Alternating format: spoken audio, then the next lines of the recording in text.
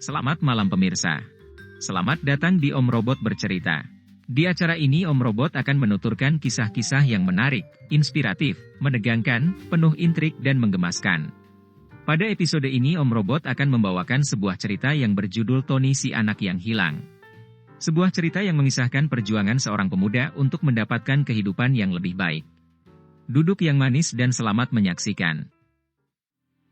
Pada suatu zaman di sebuah kota besar, hidup seorang ibu dan anaknya yang miskin. Anak itu bernama Tony, seorang pemuda yang bersemangat dan rajin bekerja. Namun, mereka hidup pas-pasan dan selalu kesulitan mencari uang. Suatu hari, Tony mendapat kesempatan kerja di Korea. Dia memutuskan untuk pergi demi hidup yang lebih baik. Dengan berat hati Tony berpamitan pada ibunya dan terbang ke Korea. Setelah sampai di Korea, Tony bekerja sebagai pelayan di sebuah restoran. Dia bekerja dengan rajin dan profesional. Suatu hari ketika sedang bekerja, Tony bertemu seorang pencari bakat bernama Mr. Park. Mr. Park merasa Tony punya potensi untuk menjadi idola K-pop. Mr. Park mengajak Tony bergabung untuk berlatih menyanyi dan menari demi menjadi seorang idola. Namun, Mr. Park menawarkan satu syarat yang sulit bagi Tony. 고수술이 필요해요.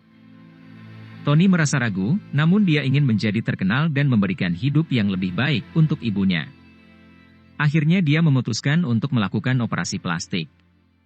Tony berlatih keras setiap hari dan kemampuannya semakin baik dari hari ke hari. Namun, teman-temannya iri dan merasa tidak senang dengan keberhasilan Tony. Mereka merencanakan sesuatu yang jahat pada Tony. Teman-temannya itu menaruh racun pada kimchi yang Tony makan. Akibatnya, suara Tony hilang dan dia tidak bisa bernyanyi lagi. Kakinya juga menjadi lemah dan dia tidak bisa menari. Karena kondisinya itu, Tony akhirnya dikeluarkan dari Akademi Idola K-pop. Tony menjadi seorang gembel dan kesulitan mencari makanan. Dia berusaha mencari pekerjaan lagi tapi tidak membuahkan hasil. Dia merasa sedih dan rindu pada ibunya. Karena sudah berhari-hari tidak makan, Tony jatuh pingsan di pinggir jalan.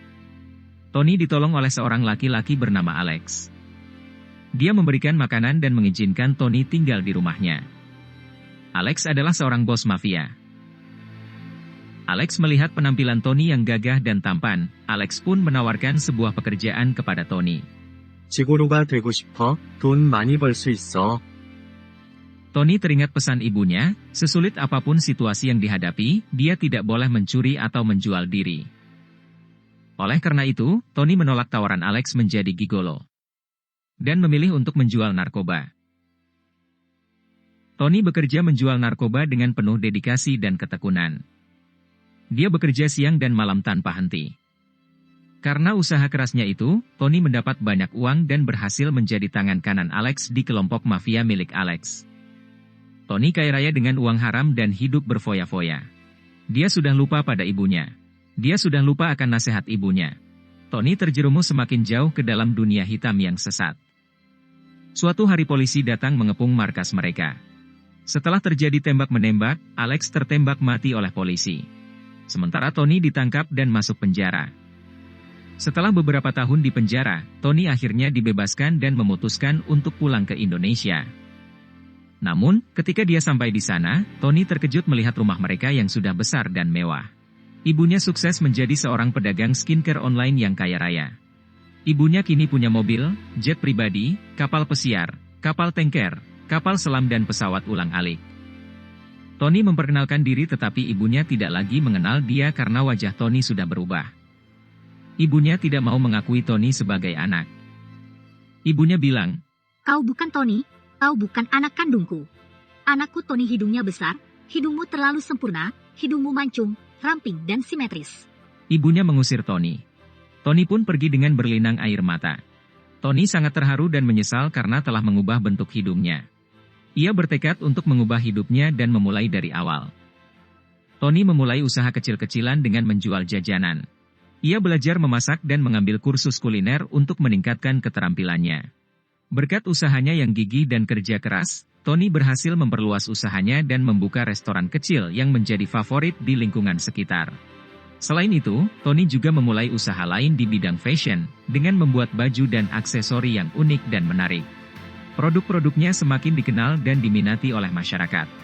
Tony tidak hanya sukses secara finansial, namun ia juga menjadi inspirasi bagi orang-orang di sekitarnya. Ia sering memberikan motivasi dan cerita tentang pengalaman hidupnya kepada orang lain, terutama kepada anak-anak muda yang membutuhkan bimbingan dan arahan.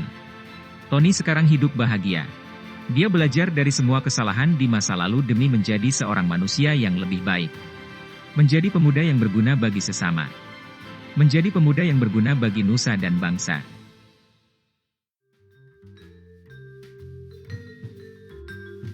Demikian kisah Tony si anak yang hilang. Semoga pemirsa merasa terhibur dan dapat menarik pesan moral dari kisah perjalanan hidup Tony. Sampai jumpa di episode berikutnya, saya Om Robot, selamat malam.